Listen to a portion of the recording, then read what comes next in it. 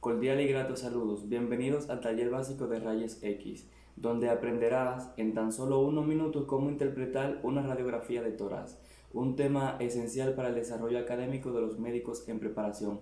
Pero para esto es necesario que te quedes hasta el final de este video y que antes puedas conocer ciertos aspectos fundamentales.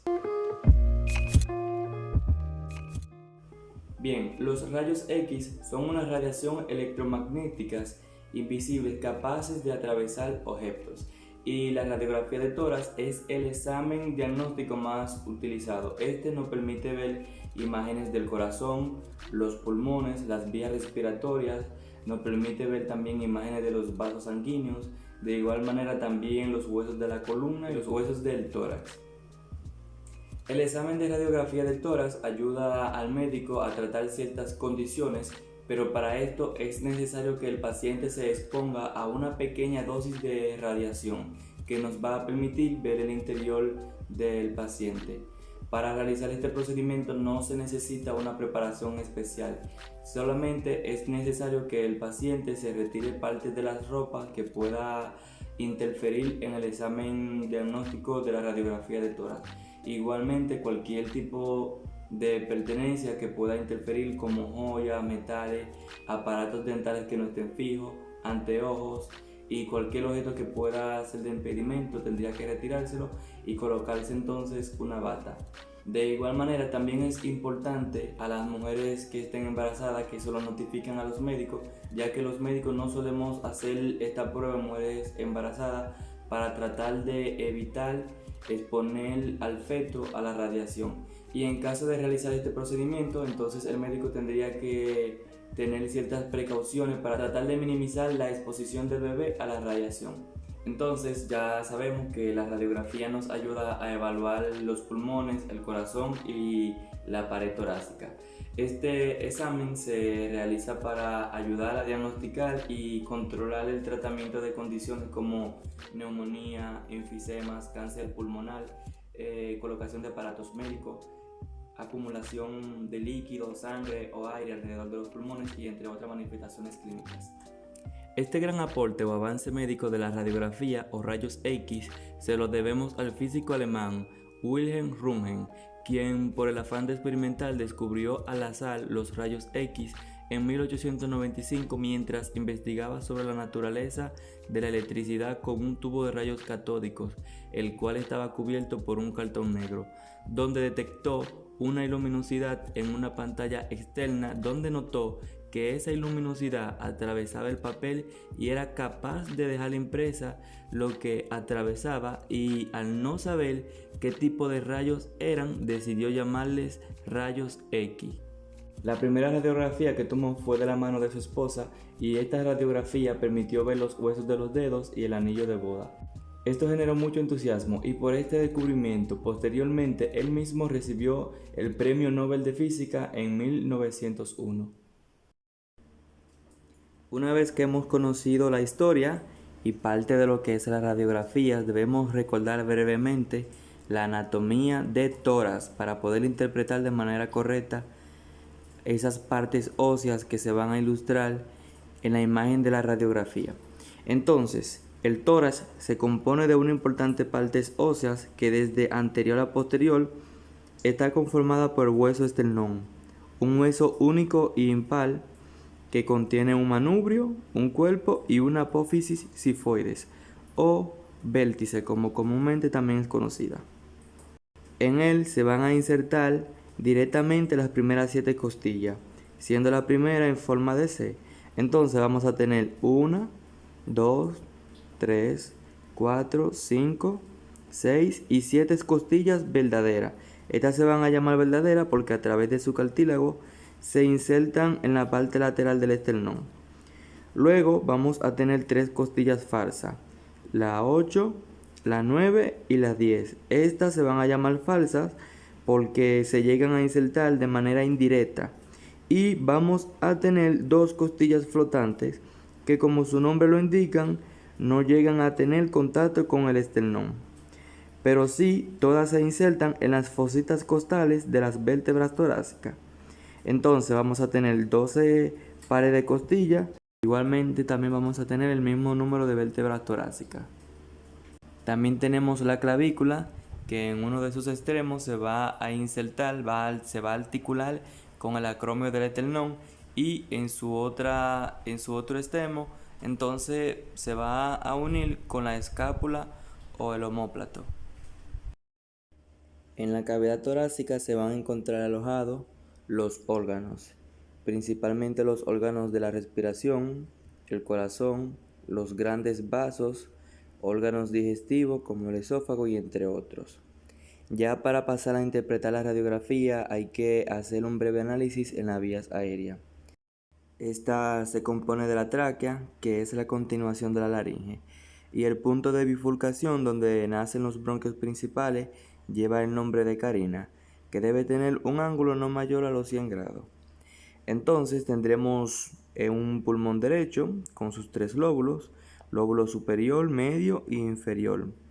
Contiene 2 fisuras, una horizontal y otra oblicua. En cambio, el pulmón izquierdo solo tiene 2 lóbulos a través de la fisura pulmonar. Entonces, de los bronquios principales nacen los secundarios y bronquio terciario. Ahora vamos a continuar con la interpretación de la radiografía de tórax. Para poder interpretar de forma segura y correcta la radiografía, es necesario seguir 5 características. Estas características nos dan la fiabilidad de que la placa está bien tomada o mal tomada. Es importante porque nos ayuda a saber si lo que estamos viendo es real o no. En este caso vamos a iniciar con los datos del paciente y la posición. Es importante verificar que el nombre de la paciente sea el mismo que esté en la placa para confirmar que tienes al paciente correcto. Entonces, la radiografía debe tener el nombre, edad y fecha en la que fue tomada. Después de tomar en cuenta los datos, vamos a verificar el tipo de proyección.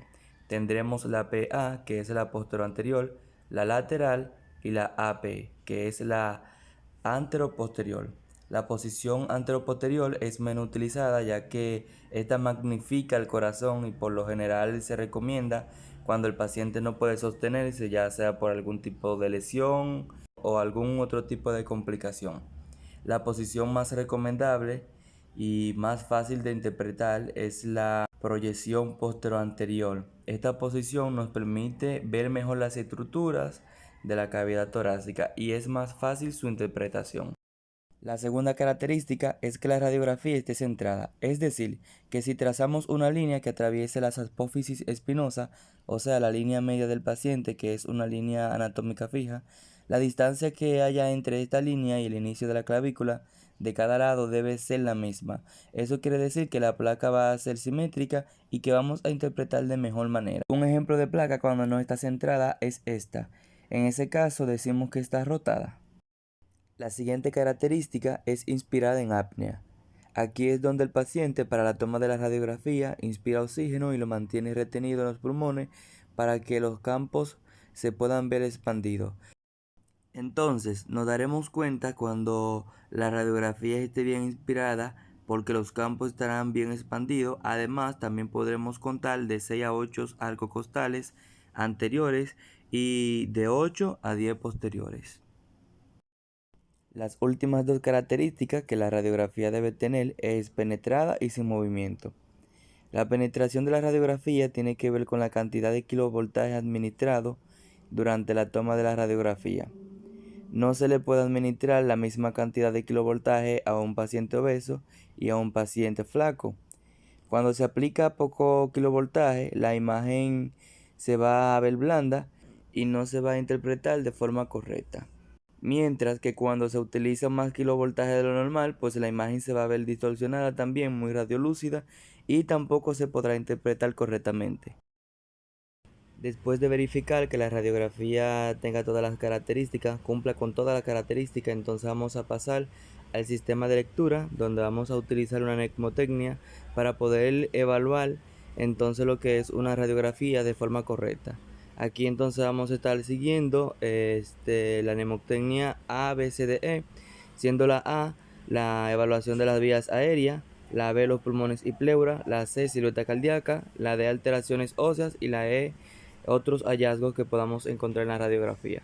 Es importante que iniciemos la interpretación de la radiografía mediante esta mnemotecnia, tratando de seguir cada uno de los pasos para no omitir nada en la radiografía. Entonces, iniciando con la letra A, vamos a evaluar las vías aéreas. Aquí comenzamos con la exploración en el sector superior y central. Vamos a ver una columna radiotransparente que representa la tráquea, la cual puede estar levemente desplazada a la derecha, a la altura del callado aórtico principalmente. Entonces, en esa misma línea vamos a ver cómo se bifurca para dar los bronquios principales. Igualmente veremos la carina a ese nivel. Y recordar que el ángulo que forma la carina no debe ser mayor a 100 grados. Seguido de la vía aérea, evaluaremos la pleura y los pulmones. En cuanto a la pleura, no hay una traducción radiológica normal, pero para seguirla vamos a seguir el trayecto de lo que debería ser la pleura a través de las paredes laterales del tórax. Revisaremos el seno costofrénico, el cual debe mostrar un ángulo agudo. En la misma línea seguiremos también la cúpula del diafragma, el seno cardiofrénico y la silueta cardiopulmonar. Evaluaremos ambos lados de la misma manera. Continuamos con el paso C, la evaluación de la silueta cardíaca.